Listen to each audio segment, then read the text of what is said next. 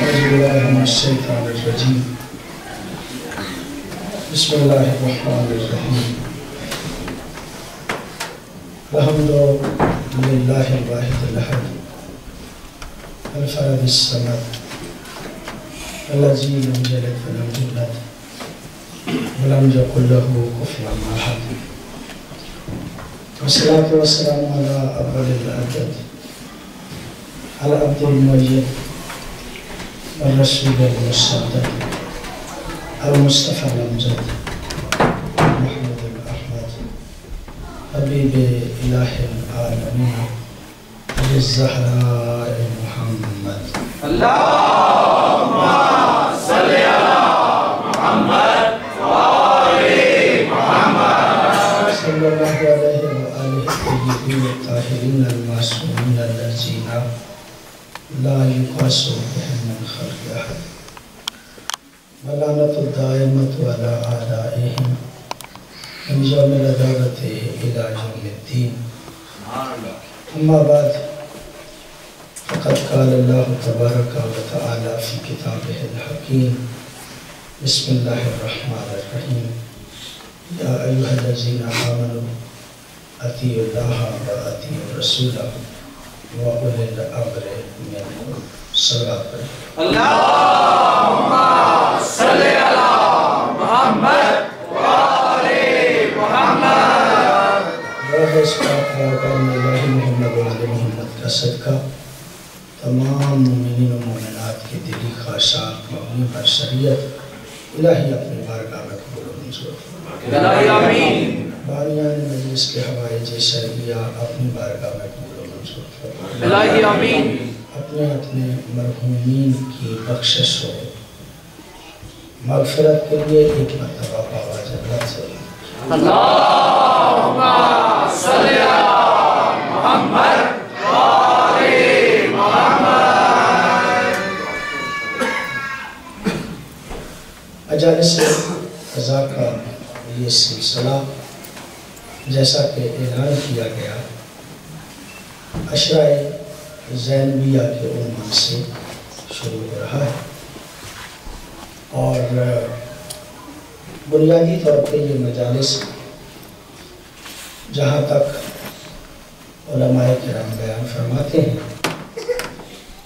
وہ یہ ہے کہ یہ یکم محرم الحرام سے سید الشہداء علیہ السلام کی صدقے میں ایک درسگاہ شروع ہو جاتی ہے کہ جس میں مقصد حسین کو بیان کیا جاتا ہے بنیادی طور پہ یہ سلسلہ شروع ہوا اور آج اس منزل تک پہنچا قرآن حکیم کی ایک معروف آیت کریمہ کو تلاوت کرنے کا شرف حاصل کیا گیا لیکن ایسے ہی میرے ذہن میں ایک بات آج ابتدائی مجلس میں آ رہی ہے اور وہ بات یہ ہے کہ پیغمبر نے اور آل پیغمبر نے کائنات کو مولا حسین کی طرف متوجہ کیا ہے اگر آپ دقت سے دیکھیں تو جس طرح پیغمبر نے اور آل پیغمبر نے امام حسین کی طرف کائنات کو متوجہ کیا ہے ایسے کسی اور معصوم کی طرف متوجہ نہیں کیا پوری ذمہ داری سے یہ بات کہہ رہا ہوں کہ آل محمد نے کائنات کو مولا حسین کی طرف خصوصی طور پہ متوجہ کیا ہے ویسے تو ساری معصوم ہستیاں اپنے طور پہ عظمت کی مالک ہیں لیکن حسین علیہ السلام کے ساتھ جس چیز کا بھی تعلق ہے اس چیز کو بھی عظمت عطا کی گئی ہے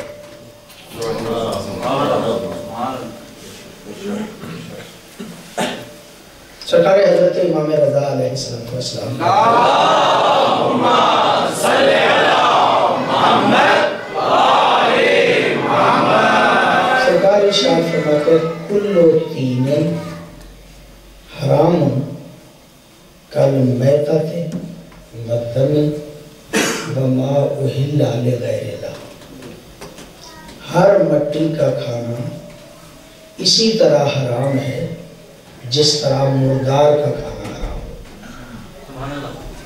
ہر مٹی کا کھانا حرام ہے جس طرح مردار کا کھانا حرام ہو، جس طرح خون کا پینا حرام ہو، جس طرح اس گوشت کا کھانا حرام ہے کہ جو اللہ کے علاوہ کسی کے نام پر ذبح کیا گیا ہو، ما خلا تین الحسین، سوائے کربلا کی مٹی کے۔ ہر مٹی کا کھانا حرام ہے سوائے کربلا کی مٹی کے۔ فیہ شفاء لکل داء، اس میں ہر بیماری کا علاج موجود ہے۔ خاک کربلا میں ہر قسم کی بیماری کا علاج موجود ہے۔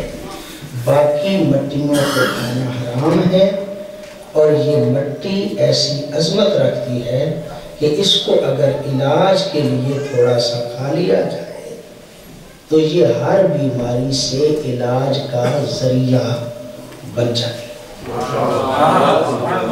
محمد علی محمد بلند صلوات، اللہم صلی علی محمد وآلہ محمد۔ ارشاد فرماتے ہیں، معصوم ارشاد فرماتے ہیں، فی تین الحسین شفاء لکل داء اکبر، کربلا کی مٹی میں ہر بڑی سی بڑی بیماری کا علاج موجود ہے۔ ہر بڑی سی بڑی بیماری کا، یعنی لا علاج، بیماریوں کا علاج تربت حسین میں ہے۔ لیکن آپ کی توجہ ہے، میں جملہ آپ کی خدمت میں عرض کرنا چاہ رہا ہوں کہ سیدہ ایک دن اپنے گھر میں مصروف عمل تھیں کہ امیر المومنین تشریف لائے۔ واقعات آپ نے سنے ہوتے ہیں۔ امیر المومنین نے جناب سیدہ کو بہت زیادہ مصروف پایا اور فرمایا کہ اے سیدہ، جب ہر گھر میں کنیز ہے تو آپ بھی اپنے بابا سے درخواست کیوں نہیں فرماتی کہ آپ کے لیے بھی ایک کنیز کا بندوبست کر دیا جائے۔ امیر المومنین کی خواہش پہ جناب سیدہ پیغمبر گرامی کی خدمت میں حاضر ہوئی، بابا جب دوسروں کے وہاں کنیزیں موجود ہیں تو ایک کنیز ہمیں بھی عطا کر دی جائے۔ پیغمبر گرامی نے کہا، فرمایا بیٹی تمہیں میں ایک ایسا کام نہ بتاؤں کہ جو اس کنیز سے بھی بہتر ہو، تو اس کنیز سے بھی بہتر ہے۔ کہا فرمائیے بابا، کہا ہر نماز کے بعد 34 مرتبہ اللہ اکبر پڑھا کرو، 33 مرتبہ الحمدللہ پڑھا کرو، 33 مرتبہ سبحان اللہ پڑھا کرو۔ اگر نماز کے بعد اس تسبیح کو پڑھ لو تو یہ کنیز سے بہتر ہے۔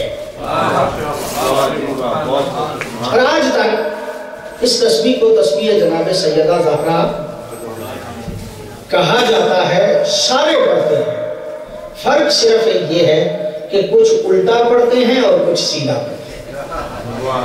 یعنی صرف شیعہ نہیں پڑھتے، سارے کے سارے پڑھتے ہیں۔ کوئی سبحان اللہ سے شروع کرتے ہیں اور کوئی اللہ اکبر سے شروع کرتے ہیں، ترتیب بدل گئی ہے، ورنہ تسبیح زہرا آج ہر کوئی نماز کے بعد پڑھتا ہے۔ میں مانچسٹر میں موجود تھا، آیت اللہ نگروندی خدا ان کے درجات بلند فرمائے، بہت بڑے ہمارے مجتہد تھے، بڑے عامل مجتہد تھے۔ وہ نماز پڑھا رہے تھے، میں پیچھے کھڑا تھا، ظاہر میں مقامی پیش نماز تھا۔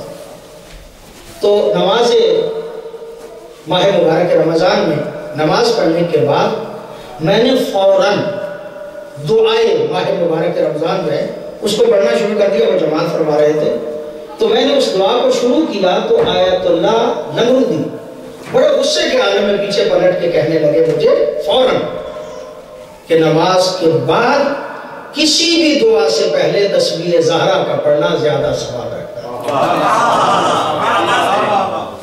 کوئی بھی تعقیبات تم کرنا چاہو تو ساری تعقیبات سے بہتر تعقیبات میں سے یہ ہے کہ نماز کے بعد فوراً تسبیح جناب سیدہ زہرا پڑھی جائے. جناب فاطمہ زہرا سلام اللہ علیہ پر بلند تر سلام.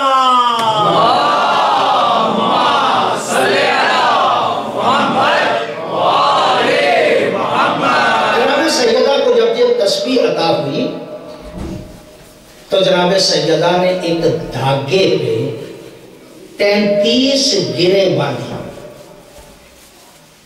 اور جب جناب سیدہ تسبیح پڑھتی تھی نماز کے بعد تو ان گروں پہ تسبیح پڑھا کرتی تھی. جائیے جا کر ہم سے پوچھئے گا. فرہنگ عاشورہ والے نے لکھا ہے کہ جب جنگ احد ہوئی اور سید الشہداء حضرت حمزہ شہید ہوئے تو جس مٹی میں سید الشہداء حضرت حمزہ کا خون ملا جناب زہرا نے اس مٹی کے دانے بنا کے ان کی تسبیح بنائی. میں مربوط بات کرنے کا عادی ہوں. یعنی خاک احد جس میں سید الشہداء حضرت حمزہ کا خون ملا تھا اس مٹی کے دانے بنا کے پھر جناب سیدہ ان دانوں کی تسبیح بنا کے اس پہ تسبیح پڑھتی رہی. یہ تاریخ تسبیح ہے کہ پہلے دھاگا پھر احد کی مٹی جس میں سید الشہداء حضرت حمزہ کا خون ملا تھا اس کے جناب سیدہ نے دانے بنائے اور اس پہ جناب سیدہ تسبیح پڑھتی رہی. یہ سلسلہ آل محمد میں مسلسل جاری رہا. لیکن جب واقعہ کربلا ہوا تو آل محمد نے احد کی مٹی کو چھوڑ دیا. احد کی مٹی کو چھوڑ دیا اور کربلا کی مٹی سے تسبیح بنانا شروع کر دی. اور سرکار حضرت امام جعفر صادق علیہ السلام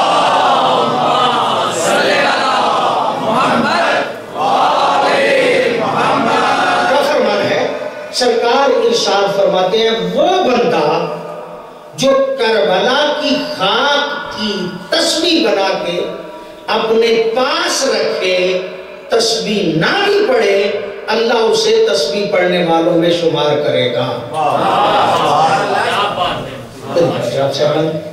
کافی شفا کی اتنی عظمت ہے کہ اس کی تسبیح بنا لی جائے پاس ہو بندہ تسبیح نہ پڑھے پھر بھی معصوم فرماتے ہیں تسبیح پڑھنے والوں میں شمار ہوگا. یہ ہم جب نماز پڑھتے ہیں تو نماز پڑھتے ہوئے سجدے گاہ کو آگے رکھتے ہیں اور ہمارے برادران اس پہ اعتراض کرتے ہیں کہ شیعہ بت پرست ہیں اپنے سامنے بت رکھ لیتے ہیں اس پہ سجدہ کرتے ہیں. اور یہ جو سجدہ گاہ ہوتا ہے اس پہ سجدہ گویا کرتے ہیں ایک علیحدہ سی چیز ہے. آپ نے دیکھا ہوگا کہ ٹی ویوں پہ بھی بسا اوقات اس طرح کے اعتراضات آ جاتے ہیں. پہلے تو میں اس کی تھوڑی سی وضاحت کروں کہ ہم کیوں سجدے گاہ پہ سجدہ کرتے. ہم اپنی مرضی سے نہیں کرتے بلکہ ہم سنت رسول میں کرتے. ہم سنت رسول میں کرتے ہیں. کیوں؟ اس لیے کہ پیغمبر کا یہ فرمان ہے کہ جو لت لے جال ارزو مسجدن و طہورا اللہ نے زمین کے لیے زمین کو میرے لیے پاکیزہ بھی قرار دیا ہے اور جائے سجدہ بھی قرار دیا ہے. یعنی نبی فرماتے ہیں کہ سجدے کے لیے وہ میرے لیے جگہ قرار دی گئی ہے وہ زمین ہے. زمین پاکیزہ بھی ہے پاکیزہ کرتی بھی ہے اور اس پہ سجدہ بھی نبی فرماتے ہیں میرے لیے اللہ نے حکم دیا ہے. تو گویا خاک پہ سجدہ یہ سنت رسول ہے. خاک پہ سجدہ کرنا یہ سنت رسول ہے. اور جب خاک پہ ہی سجدہ کرنا ہے تو آل محمد فرماتے ہیں کہ اگر کربلا کی خاک مل جائے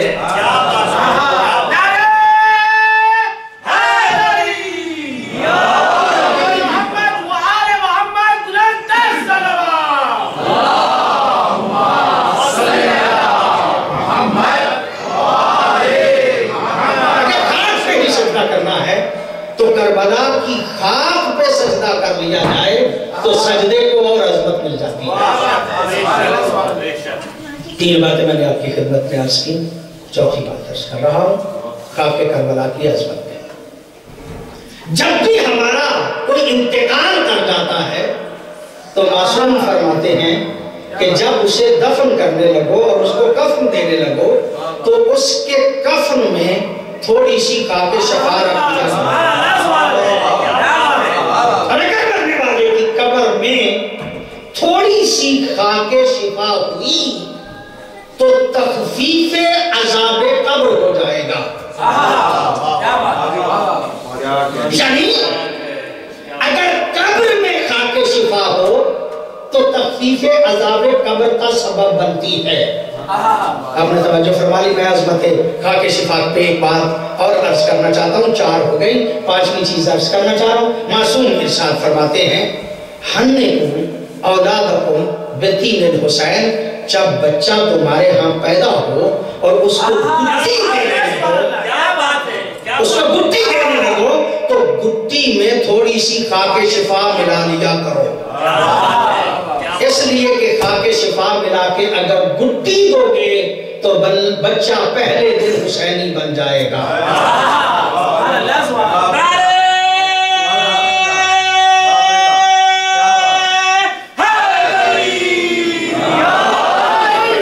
مٹی کا کھانا حرام ہے سوائے کربلا کی مٹی کا.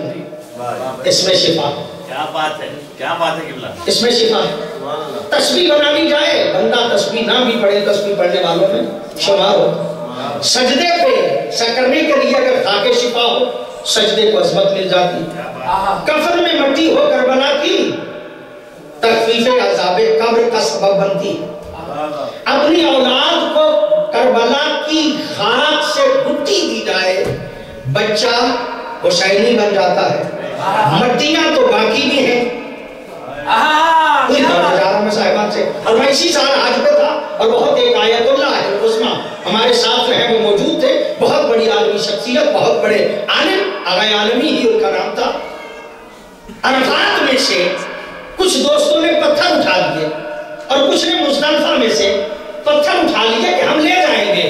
جب آیت اللہ کو پتہ چلا تو انہوں نے فرمایا کہ یہیں پہ رکھ دو, اس لیے کہ سوائے کربلا کے کسی جگہ کی مٹی کو باہر لے جانا بھی حرام ہے. یہ بدعت ہو جائے گی کہ کوئی عرفات سے پتھر لے جائے, کوئی مزدلفہ سے لے جائے. اس لیے کہ یہ عادت نہیں ڈالنی چاہیے کہ جہاں کی مٹیاں باہر جائیں سوائے خاک کربلا.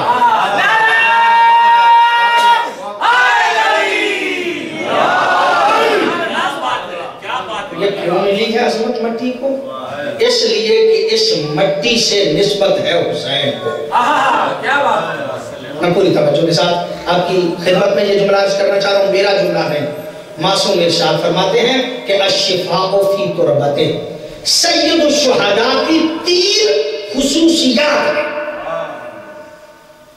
اور خصوصیات اسے کہتے ہیں ما یختص بشیء, جو کسی ایک کے ساتھ مخصوص ہو اسے خصوصیت کہا جاتا ہے.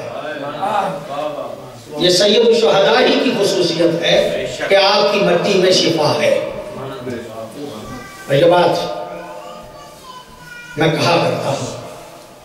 دوسری خصوصیت سید الشہداء کی یہ ہے کہ الاستجابت الدعاء تحت قبتہ. حسین کے روزے کے نیچے جو بندہ دعا کرے اس بندے کی دعا ردی نہیں ہوتی. میں نے کہا خصوصیت, اور خصوصیت اسے کہتے ہیں جو ایک ہی کے ساتھ مخصوص ہو.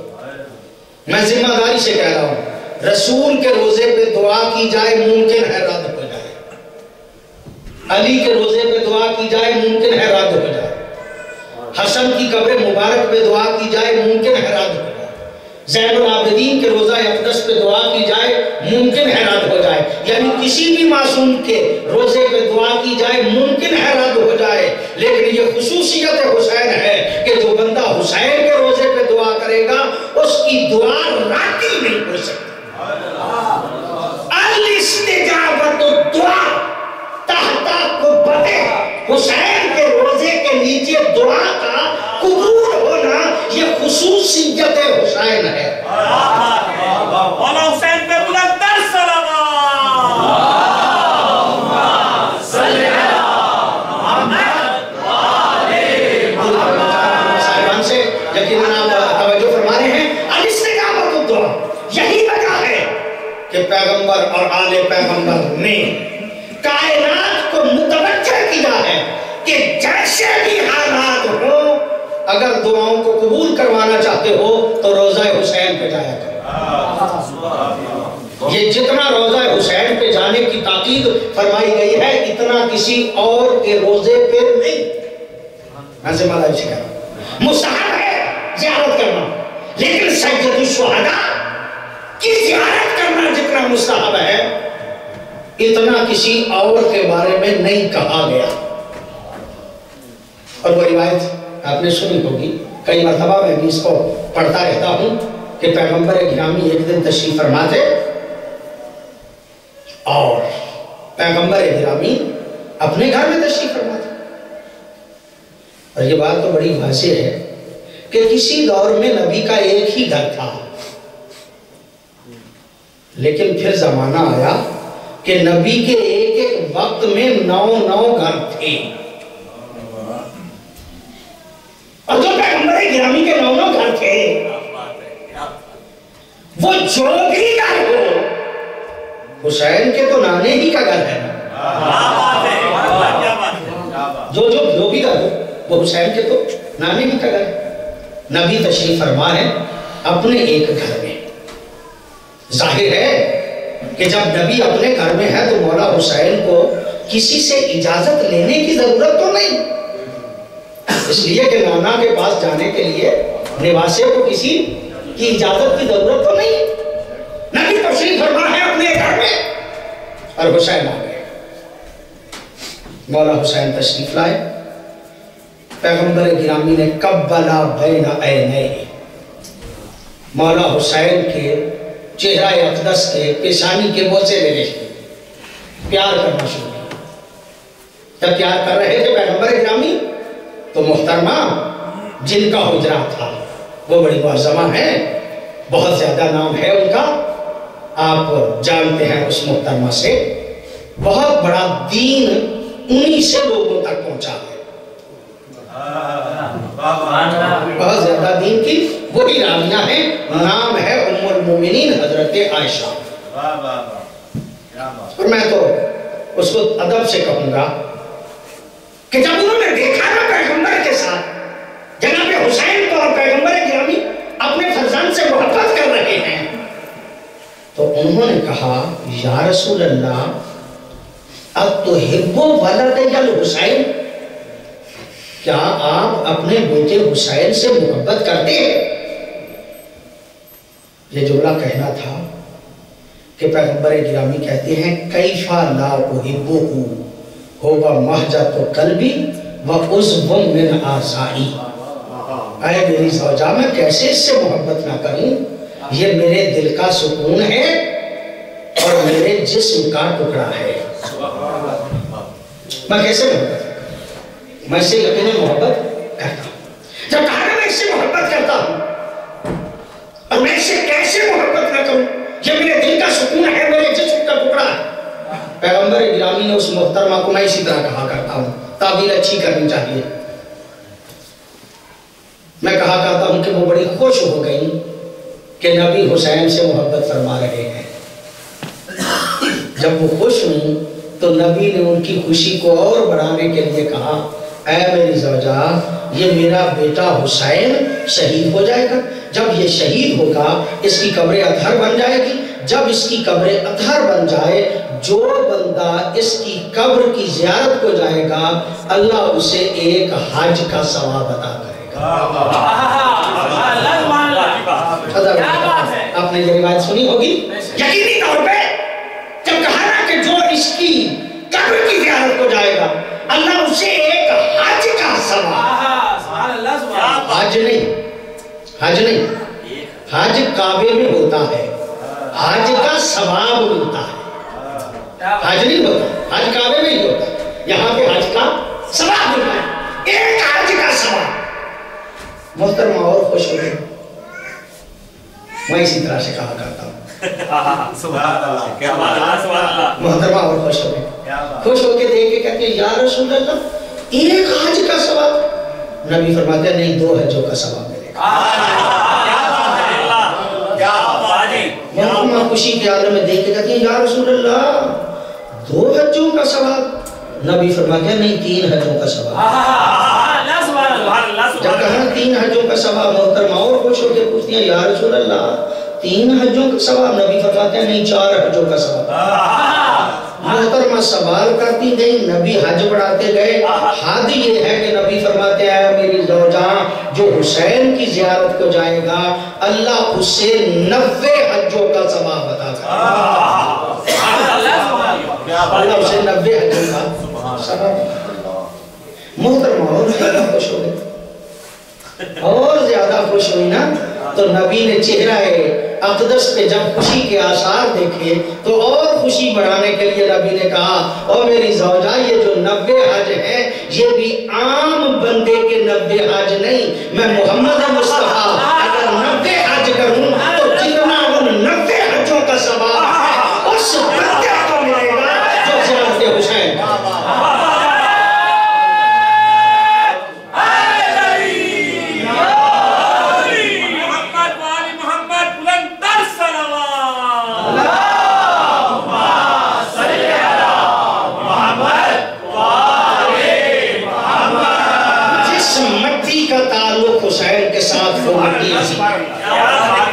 جس قبے کا تعلق حسین کے ساتھ وہ قبہ عظیم ہے۔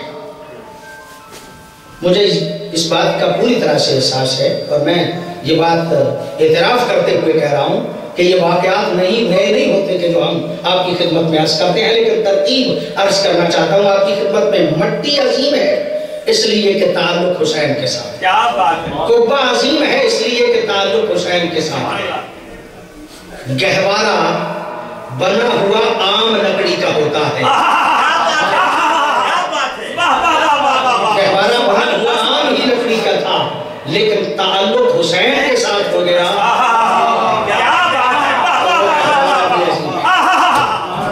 وہ گہوارہ بھی عظیم ہے اور اتنا عظیم ہے گہوارہ کہ مبارکبادی دینے کے لیے 70,000 فرشتوں کے ساتھ جبریل آتے ہیں۔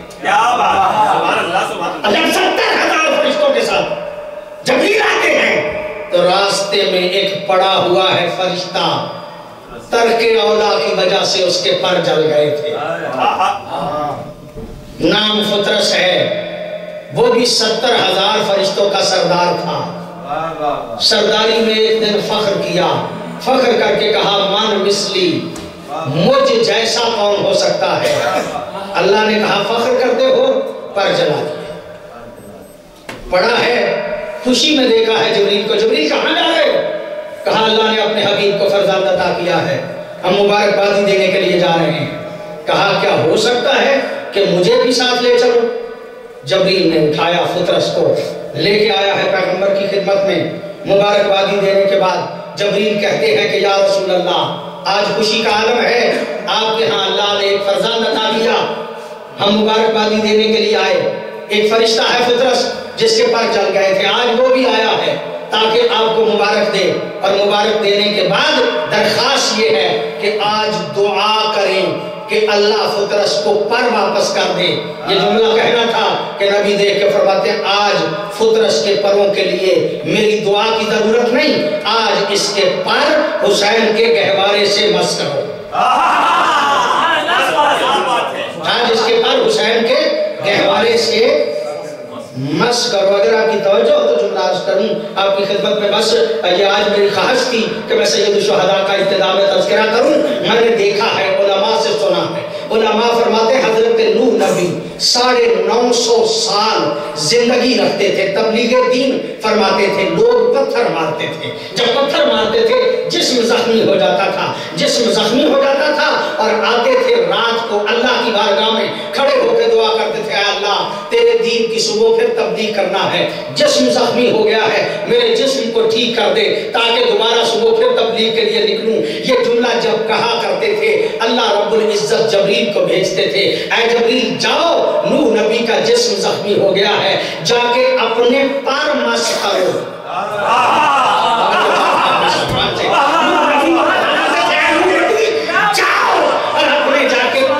کرو. جب جبریل آتے تھے اور اپنے پر مس کرتے تھے نوح نبی کے جسم پہ، نوح نبی کا جسم ٹھیک ہو جاتا تھا.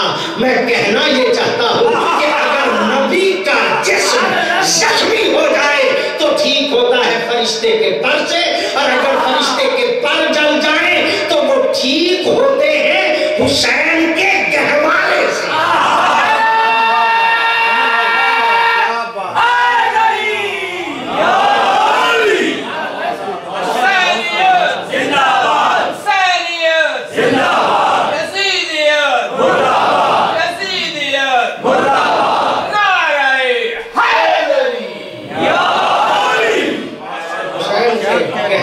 سید الشہداء سے نہیں، اس گہوارے سے ٹھیک ہوتے ہیں کہ جس کا تعلق بن جاتا ہے حسین کے ساتھ. وہ گہوارہ عظیم ہے کہ جس کا تعلق ہے سید الشہداء کے ساتھ. چلیے ایک جملہ کئی مرتبہ آپ نے سنا ہوگا، فطرس کو پر ملے اور فطرس دوبارہ اڑا، اور جب اڑا ہے نا اڑ کے کہتا ہے من مثلی.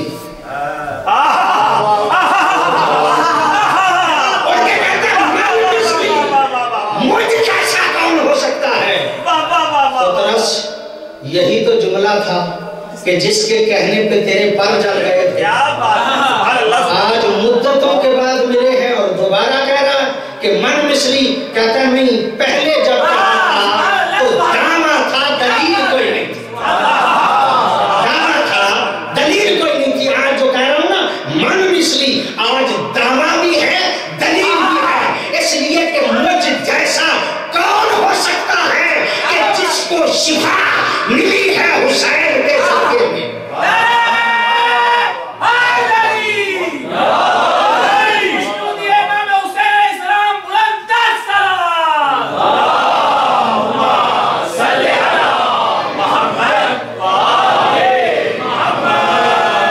مٹی عظیم ہے اس لیے کہ تعلق حسین کے ساتھ. کیا بات ہے.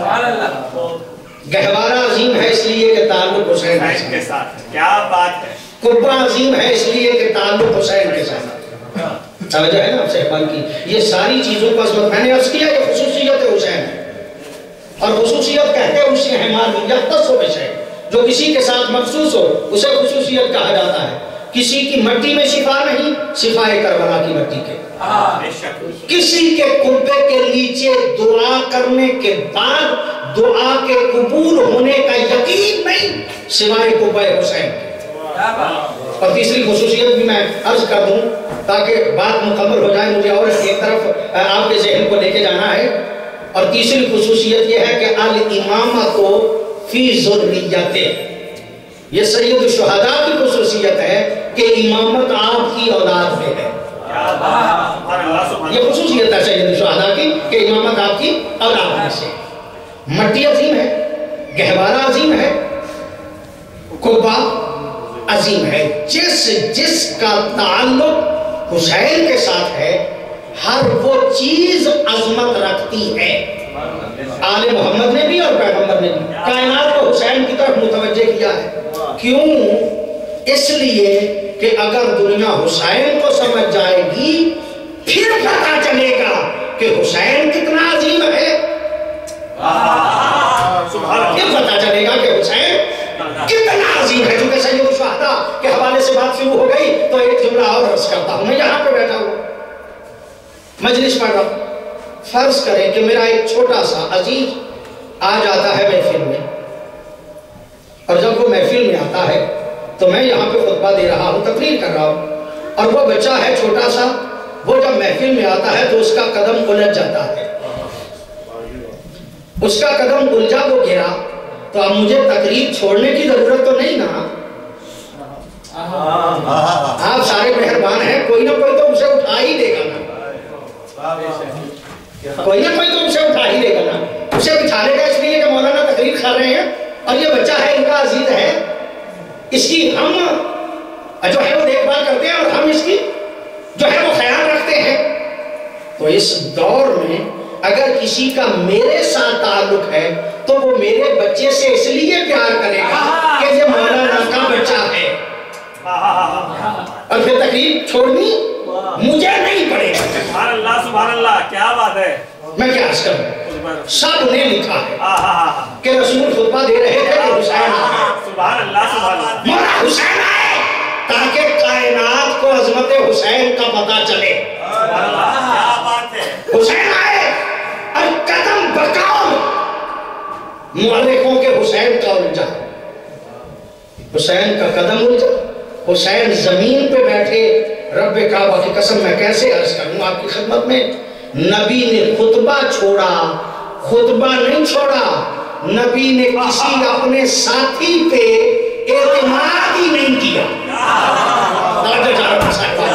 نبی نے کسی پہ اعتماد ہی نہیں کیا، خود خطبہ چھوڑا، اور خطبہ چھوڑ کے اپنے بیٹے حسین کو اٹھائے، اٹھا کے منبر پہ لے کے آئے۔ توجہ چاہ رہا ہوں میں صاحبان سے، اگر آپ کی توجہ ہو تو جملہ آپ کی خدمت میں آج ہے۔ محمد بلند تر سلام، صلی اللہ محمد، نبی نے خطبہ چھوڑا اور خطبہ چھوڑ کے حسین کو اٹھائے، اٹھا کے منبر پہ لے کے آئے۔ رب کعبہ کی قسم میں نے دو ہی ہستیوں کو دیکھا ہے جنہیں نبی خود منبر پہ لے کے آئے، سبحان اللہ، ایک حسین کو لے کے آئے، ایک حسین کے بابا کو لے کے آئے۔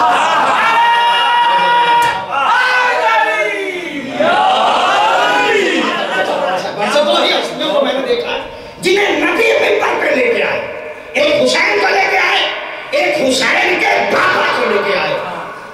اور جب حسین کے بابا کو منبر پہ لے کے آئے نا تو وہ منبر بھی بڑا عجیب تھا، یہ تو مسجد والا منبر تھا نا، وہ منبر بھی بڑا عجیب تھا۔ توجہ چاہوں میں صاحبان، وہ منبر نبی نے اپنے صحابہ سے اپنے سامنے بنوایا تھا، اور اس منبر کا نام کون سا ہے؟ غدیر والا منبر، تو نبی نے بنوایا تھا، اپنے پیاروں کو کہا، او پیارو مجھے خطبہ دینا ہے، ایک منبر بناؤ۔ کہا یا رسول اللہ اس جگہ پہ منبر کیسے بنائے؟ کہا پریشان ہونے کی ضرورت نہیں، یہ اپنے اونٹوں کے پلانے ایک دوسرے کے اوپر رکھتے جاؤ، منبر بن جائے گا۔ کیا بات ہے، سبحان میں اللہ۔ کیا عرض کروں آپ کی خدمت میں، آپ توجہ ہی تو فرما نہیں گئے۔ میں یہ عرض کرنا چاہ رہا ہوں آپ کی خدمت میں، نبی بتانا یہ چاہتے تھے، اور میرے پیارو جب تم میرے مشورے کے بغیر میرے سامنے منبر نہیں بنا سکتے،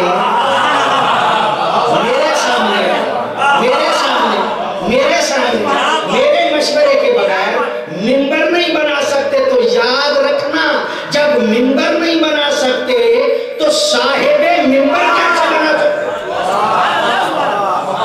مشورے کے بغیر تو منبر نہیں بنا سکتے تو پھر صاحب منبر کیسے بنا سکتے؟ منبر پہ لے گئے علی کو اور جا کے کہا الست اولا بکم من انفسکم، کیا میں تمہارے نفسوں پر تم سے زیادہ حق کے تصرف نہیں رکھتا؟ سارے پیارے تھے، سارے حاجی تھے، سارے نمازی تھے، سب نے بیان زبان ہو کے کہا بلا یا رسول اللہ، یا رسول اللہ یقیناً آپ حق کے تصرف رکھتے ہیں، آپ ہمارے مولا۔ جب اقرار کیا نا آپ ہمارے مولا ہیں، نبی فرماتے ہیں مجھے مولا مان لیا نا، مجھے مولا مانتے ہو نا؟ سب نے کہا ہاں یا رسول اللہ آپ ہمارے مولا ہیں۔ تو یہ مولا کا کیا معنی تھا کہ آپ ہمارے دوست ہیں؟ کیا بات ہے، کیا بات ہے، یعنی آج مولا مان رہے ہیں، پہلے نبی دوست نہیں تھے۔ یہ جاننے کے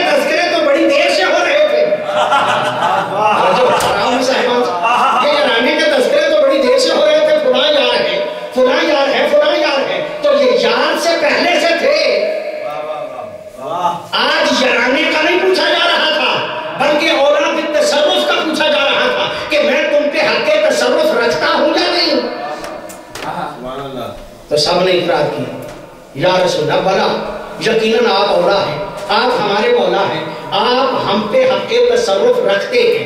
कहा मान लिया ना कि मैं हक के तसर्रुफ रखता हूं, तो सुनो, मन कुन तो मौला हो फहाज़ा अलीयुल मौला, जिसका मैं मौला हूं उसका ये अली मौला, जिसका मैं मौला हूं उसका ये अली मौला। अली मौला नहीं कहा, हाज़ा अलीयुल मौला, ये अली मौला है। तो मुझे यही लफ्ज जो है, तालिब इल्म हूं, सारी जिंदगी पढ़ते पढ़ाते गुजर गई, मुझे परेशानी हुई, देख तो सब रहे थे, कह देते कि हाज़ा मौला, ये उसका मौला है।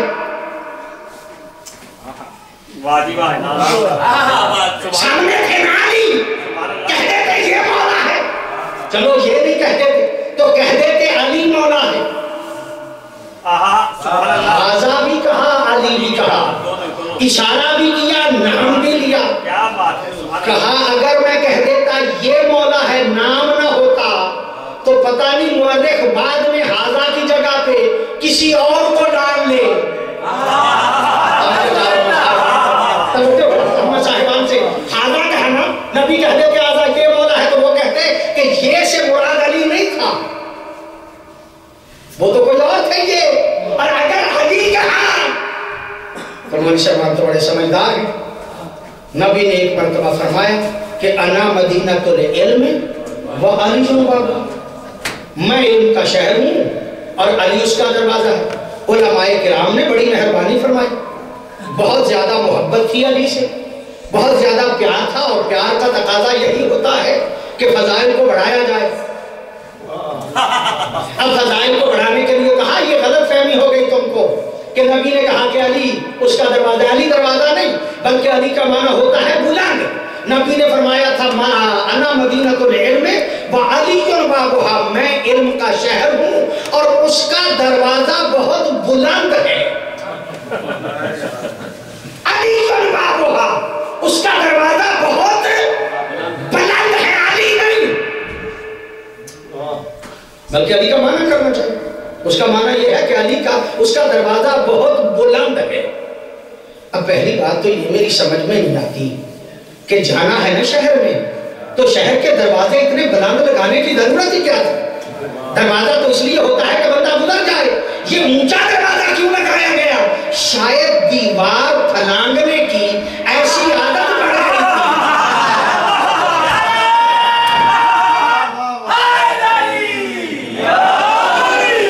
शायद दीवारें फलांगने की आदत ऐसी पड़ गई थी कि दरवाजे बुलंद करने शुरू कर दिए। नबी को पता था कि ये अली का माना बुलंद कर लेंगे,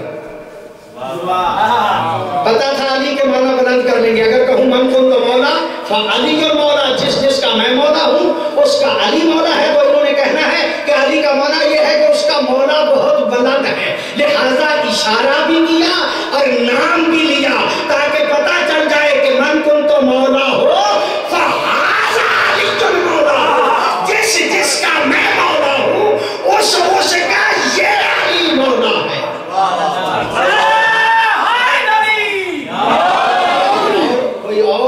ना बना लेना, बुलंद ना बना लेना, बल्कि ये अली मौला। और मैं पूरी जिम्मेदारी से कह रहा हूँ, बड़े बुजुर्गान वहां पे मौजूद थे, बड़े बड़े बुजुर्ग, और वो इस बात को भी जानते थे। लिहाजा यही वजह है कि बढ़ बढ़ के कहते रहे बखिर बखिर लका या अली आपको मुबारक हो, आप मेरे भी मौला हो गए, हर मोमिन मर्द के भी मौला हो गए और हर मोमिना के भी मौला हो गए। वाह जी वाह, सुभान अल्लाह। क्या इसका? जब ये जुमला कहा तो अल्लाह ने कहा अल यौमा अकमलतु लकुम दीनकुम व अतममतु अलैकुम निअमती व रज़ीतु लकुमुल इस्लाम दीना। क्या बात है, आज दीन मुकम्मल हो गया। आज अल यौमा अकमलतु लकुम दीनकुम, आज तुम्हारा दीन मुकम्मल हो गया। अगर आपकी तवज्जो हो तो मैं जुमला अर्ज करना चाह रहा हूँ, आज दीन मुकम्मल हो, आज तुम्हारा दीन मुकम्मल हो गया। तो दीन मुकम्मल कब हुआ? गदीर में। सुभान अल्लाह, सुभान अल्लाह। दीन मुकम्मल कब हुआ? गदीर में।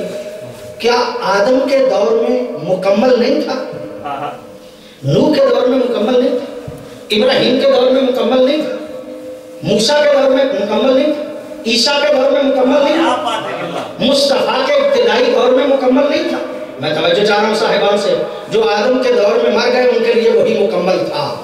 کیا بات ہے، سبحان اللہ سبحان اللہ۔ جو نوح کے دور میں مر گئے ان کے لیے وہی مکمل تھا، جو ابراہیم کے دور میں مر گئے ان کے لیے وہی مکمل تھا، جو موسیٰ کے دور میں مر گئے ان کے لیے وہی مکمل تھا، جو عیسیٰ کے دور میں مر گئے ان کے لیے وہی مکمل تھا، جو مصطفیٰ کی مکی زندگی میں مر گئے ان کے لیے وہی مکمل تھا، جو مصطفیٰ پہ ایمان لے کے بدر میں مر گئے ان کے لیے وہی مکمل تھا، جو احد میں مر گئے ان کے لیے وہی مکمل تھا، جو خندق میں مر گئے ان کے لیے وہی مکمل تھا، جو خیبر میں مر گئے ان کے لیے وہی مکمل تھا۔ توجہ چاہ رہا ہوں، جو ساری زندگی بچتے بچاتے غدیر تک پہنچے،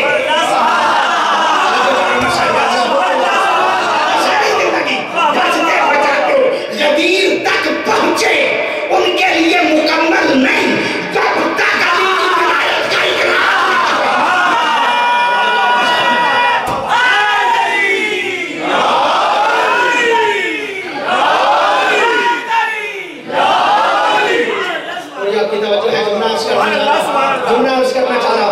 جملہ عرض کرنا چاہ رہا ہوں، جو پہلے مر گئے ان کے لیے وہی مکمل تھا، بدر والوں کے لیے بدر میں مکمل تھا، احد والوں کے لیے احد میں مکمل تھا، خندق والوں کے لیے خندق میں مکمل تھا، خیبر والوں کے لیے خیبر مکمل تھا۔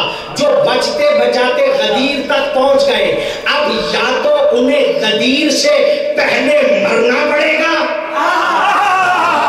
یا غدیر سے پہلے مرنا پڑے گا، یا غدیر کے بعد علی کی ولایت کا اقرار کرنا پڑے گا۔ اس لیے کہ غدیر میں علی کی ولایت کے بغیر دین مکمل نہیں ہوتا۔ الیوم اکملت لکم دینکم واتممت علیکم نعمتی ورضیت لکم الاسلام دین۔ آج نعمتیں مکمل ہو گئی، آج دین رضی اللہ بن گیا۔ سبحان اللہ سبحان اللہ توجہ نہیں فرمائی؟ سبحان اللہ سبحان اللہ۔ ورضیت لکم الاسلام دین۔ اللہ کہتا ہے میں تمہارے دین پہ آج راضی ہو گیا، آج راضی ہو گیا۔ اللہ کہتا ہے میں تمہارے دین پہ آج راضی ہو گیا، آج راضی ہو گیا۔ اور نہیں کرنا چاہیے کہ جب علی کی ولایت کا اقرار کے بغیر، اس کے اعلان کے بغیر دین رضی اللہ نہیں بنتا۔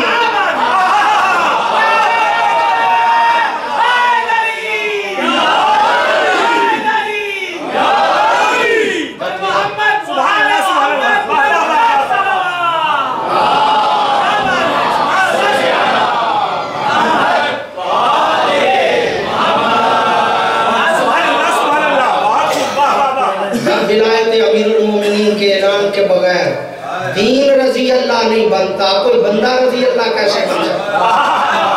جب تک علی کی ولایت کا اقرار نہ کرے وہ بندہ رضی اللہ کیسے بن سکتا ہے؟ یا بابا کو منبر پہ لے کے گئے، آپ چھوڑنے ساتھ تو چاہتے ہیں، میں تو یاد رکھتا ہوں دو ہی شخصیت ہیں جن کو منبر پہ نبی لے کے گئے، یا بیٹے کو لے کے گئے یا بابا کو لے کے گئے۔ اور جب بیٹے کو لے کے گئے نا منبر پہ تو بٹھا کے کہا ھذا حسین فارفوہ، یہ حسین ہے، اسے اچھی طرح سے پہچان دو۔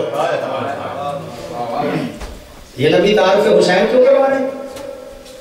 یہ مٹی کو عظمت کیوں مل رہی ہے؟ یہ خاک شفا کو عظمت کیوں مل رہی ہے؟ یہ قبہ عظیم کیوں ہو رہا ہے؟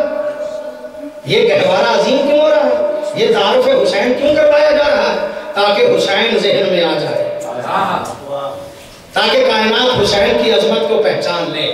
اور جب حسین کی عظمت کو پہچانیں گے پھر پتا چلے گا کہ حسین کتنا عظیم ہے اور وہ دین کتنا عظیم ہے کہ جس کو حسین نے بچایا تھا۔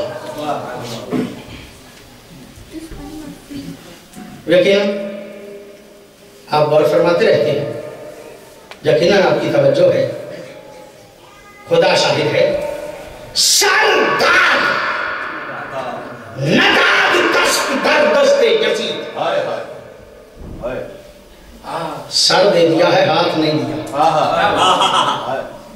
سر داد نہ داد دست در دست یزید، سر دے دیا، ہاتھ یزید کے ہاتھ میں نہیں دیا۔ اصول یہ ہے نا کہ قیمتی چیز کو بچایا جاتا ہے اور جو کم قیمتی ہو وہ دی جاتی ہے۔ کیا بات ہے، سر دے دیا ہے، ہاتھ نہیں دیا۔ اس کا مطلب یہ کہ حسین کے سر سے ہاتھ زیادہ قیمتی تھا، ورنہ ہاتھ کو نہ بچایا جاتا۔ اس کا مطلب یہ ہے کہ حسین کے ہاتھ میں کوئی اتنی قیمتی چیز تھی جو سر سے بھی زیادہ اہمیت رکھتی تھی، اور وہ چیز تھی کیا؟ حسین کے ہاتھ میں یزید کا مطالبہ تھا نا بیعت کرے، تو یہ حسین، چلیے علامہ علی نقی کا جملہ ہے، علامہ فرماتے ہیں اس بات کو سمجھنا نہیں چاہیے۔ یہ تو کہا جاتا ہے کہ حسین نے انکار کیوں کیا، یہ کہا جاتا ہے کہ مولا حسین نے یزید کی بیعت سے انکار کیوں کیا۔ بات تو اور بھی بڑھ سکتی ہے کہ میں یہیں پہ رک کے کہنا چاہ رہا ہوں، حسین نے اتنا انکار کیوں کیا، یہ تو کہا جاتا ہے۔ یہ کوئی نہیں کہتا، سوچتا نہیں کہ یزید نے اصرار کیوں کیا۔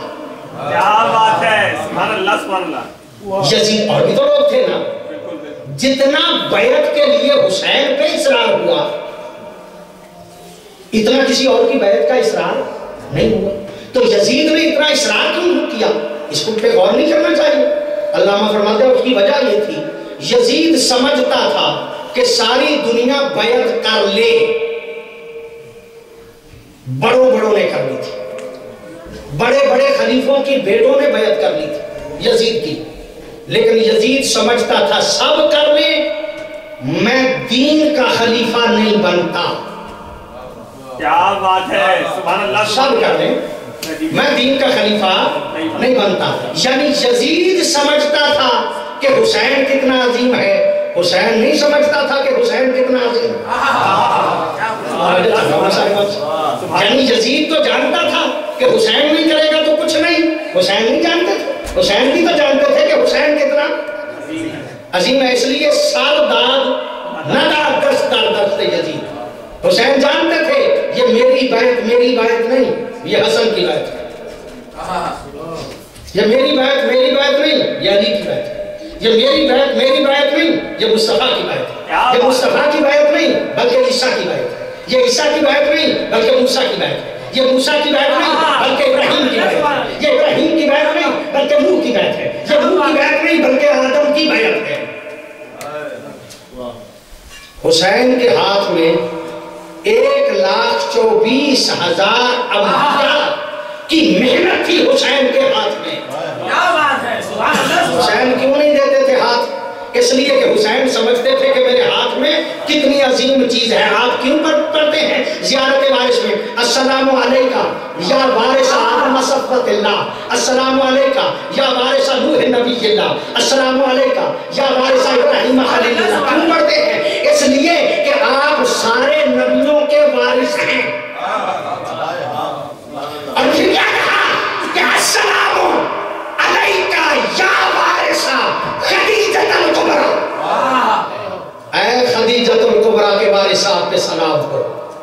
یعنی حسین اس ہستی کا نام ہے کہ جو حضرت حسین سے پہلے جس کا اس دین پہ ذرہ برابر بھی خرچ ہوا ہے، ہر اس کے وارث کا نام ہے حسین۔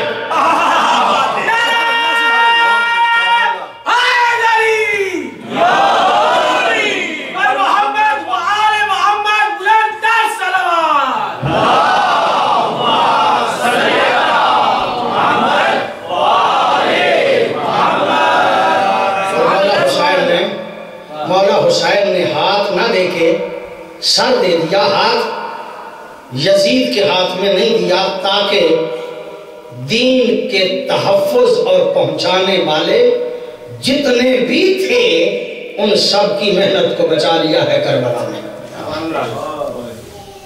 اسی لیے کائنات کو حسین کی طرف متوجہ کیا گیا۔ اگر دنیا حسین کو پہچان لے دین سمجھ میں آ جاتا ہے۔ مجھے بہت کچھ یہیں پہ رک کے عرض کرنا تھا اور پھر انشاءاللہ آئندہ مجالس میں ان باتوں کو عرض بھی کروں گا، خدا شاہد ہے، اگر ہم پہچان لیتے حسین کو، دنیا جان لیتی عظمت حسین کو، زہرا زادیاں بازاروں میں نہ جاتی۔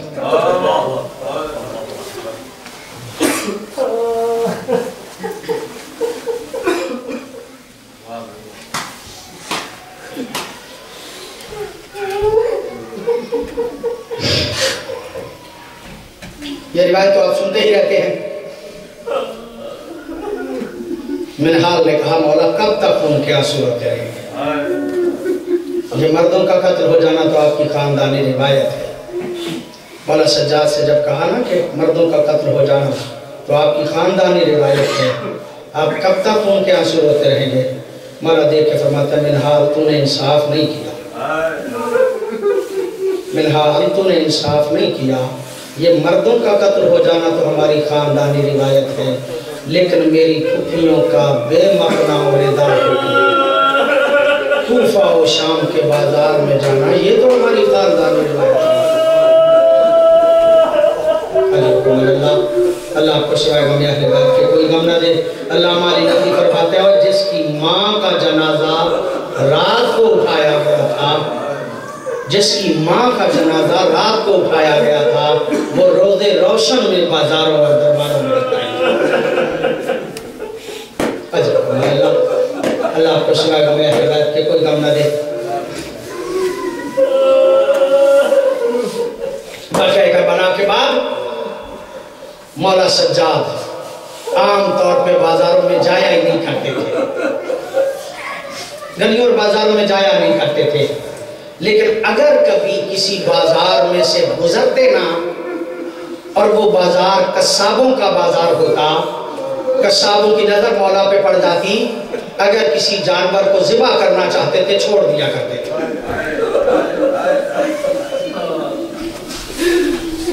ذبح کرنا چاہتے تھے نا کسی جانور کو، نظر پڑ جاتی تھی مولا سجاد پہ، چھوڑ دیا کرتے تھے۔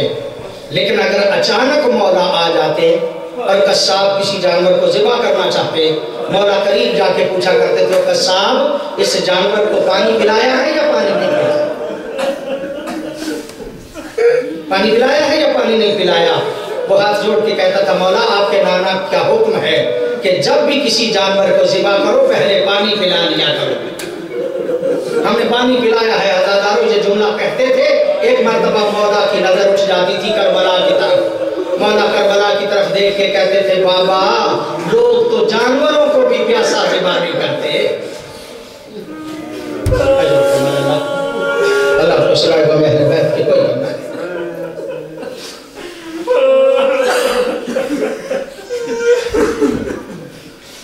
مولا سجاد کی امامت کا پہلا مسئلہ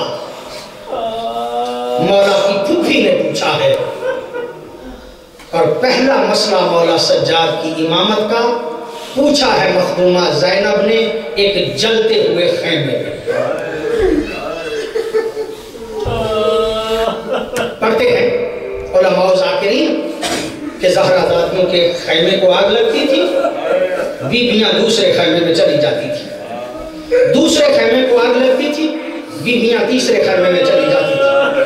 لیکن جو علماء تحقیق سے پڑھتے ہیں نا وہ کہتے ہیں زہرا زادیوں کے خیموں کو ایک ایک کر کے آگ نہیں لگی، بلکہ زہرا زادیوں کے خیموں کو ہر طرف سے آگ لگی، اور جب ہر طرف سے آگ لگ گئی نا ایک جلتے ہوئے خیمے سے ایک معظمہ جلتے ہوئے خیمے میں گئی اور وقت کے امام کی تلیاں مل کے کہا او بیٹا سجاد تو وقت کا امام ہے، بتا جل کے مر جائیں یا خیموں سے باہر نکل جائیں۔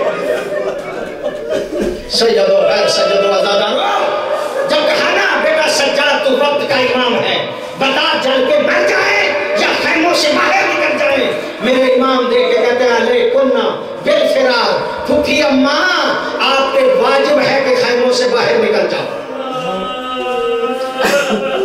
زیدی صاحب کا جملہ ہے، زیدی صاحب کہا کرتے تھے عالمہ غیر معلمہ بی بی کو مسئلے کا پتہ نہیں تھا، مخدومہ زینب کو مسئلے کا پتہ نہیں تھا کہ خیمے میں جل کے مرنا جائز نہیں، یہ پوچھا کیوں؟ زیدی صاحب کہا کرتے تھے اس کی وجہ تھی مخدومہ اس لیے پوچھ رہی تھی بیٹے سے، سجاد مولا سے، اس لیے کہ وقت کا امام ہے، ہو سکتا ہے زینب کو مرنے کی اجازت دے دے، زینب خیمے میں مر جائے لیکن باہر آ جائے۔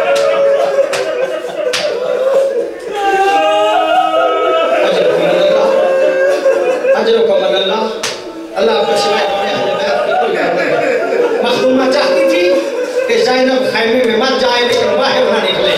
حضرت جب مولا نے کہا نا دیکھنا بالفعل تم پہ واجب ہے کہ خیموں سے باہر نکل جاؤ، میری مخدومہ دیکھ کے کہتی ہے بیٹا سجاد تو وقت کا امام ہے، تیرا حکم نہیں ٹال سکتی، لیکن پہلے پھوپھی کی حالت تو دے۔ عزادارو اب جو دیکھا نا کہ پھوپھی کے سر پہ چادر نہیں، مجھے معاف فرمائیے گا، علماء کہتے ہیں کربلا کی خاک اٹھا کے سجاد نے مخدومہ کا پردہ بنایا اور پردہ بنا کے کہا علیکن بالفعل تم پہ واجب ہے کہ خیموں سے باہر نکل، تم سے واجب ہے، تم پہ واجب ہے کہ خیموں سے باہر نکل جاؤ۔ عزادارو جاؤ علماء سے پوچھو، زہرا دادیاں نکل گئی، زہرا دادیاں خیموں سے نکل گئی، صحیح روایت کے لفظ پڑھ رہا ہوں، جب کہنا علیکن بالفعل تم پہ واجب ہے کہ خیموں سے باہر نکل جاؤ، زہرا دادیاں منتشر ہو کے نہیں نکلی، جب نکلی ہے تو حالت یہ تھی کہ ہر بی بی کا سر اگلی بی بی کی بغل میں تھا، ہر بی بی کا سر اگلی بی بی کی بغل میں تھا، جو آگے آگے تھی نا وہ سفید بالوں والی فضا تھی، جو سب سے آخر پہ تھی وہ زینب تھی، زینب چاہتی تھی کہ میرا پردہ بچ جائے۔ اجرکم اللہ، اجرکم اللہ، اللہ آپ کو سوائے غم اہل بیت کے کوئی غم نہ دے، اللہ آپ کو سوائے غم اہل بیت کے کوئی غم نہ دے۔ اجرکم اللہ، اجرکم اللہ، اللہ آپ کو سوائے غم اہل بیت کے کوئی غم نہ دے۔ عزادارو اس انداز میں زہرا دادیاں جب باہر نکلی ہیں نا، جب آدھی رات ہوئی مخدومہ نے دیکھا چند سہمے ہوئے بچے ہیں، چند ڈری ہوئی بیویاں ہیں، مخدومہ کی نظر بچوں پہ پڑی، بیویوں پہ پڑی، مخدومہ کے ذہن میں خیال آیا کہ اگر یہی حالت رہی بچوں کی اور بیویوں کی، میں اسے کوفہ و شام، انہیں کوفہ و شام لے کے کیسے جاؤں گی؟ یہ خیال دل میں آیا، گئی ہیں، بچوں کو اکٹھا کیا ہے، بیویوں کو اکٹھا کیا ہے، کربلا کے ٹیلے پہ بٹھایا ہے اور ٹیلے پہ بٹھا کے کہا بیویوں بچوں پریشان نہ ہونا، کیا ہوا جو عباس نہیں رہے؟ اور بیویوں بچوں پریشان نہ ہونا، کیا ہوا جو عباس نہیں رہے؟ آج کے بعد زینب تمہاری محافظ ہے، آج کے بعد زینب تمہاری محافظ ہے۔ عزادارو یہ جملہ کہہ کے بچوں کو بٹھایا، بیویوں کو بٹھایا اور ایک جلے ہوئے خیمے کی چوک کو لیا اور میری مخدومہ نے پہرا دینا شروع کیا۔ پہرا دیتے ہوئے جو پہلا جملہ کہا نا، مخدومہ فرماتی ہے الحافظ والحفیظ، الحافظ والحفیظ۔ عزادارو الحافظ والحفیظ کی آواز کا بلند ہونا تھا، کیا دیکھا کہ ایک گھوڑا سوار آ گیا، کیا دیکھا کہ گھوڑا سوار آ گیا، جب گھوڑے سوار کو آتے ہوئے دیکھا نا، میری مخدومہ آگے بڑھی، آگے بڑھ کے کہہ دیا گھوڑے سوار اگر لوٹنا چاہتا ہے صبح آنا، اگر لوٹنا چاہتا ہے صبح آنا، ہم زہرا دادیاں ہیں، ہمارے قریب نہ آنا۔ اجرکم اللہ، اجرکم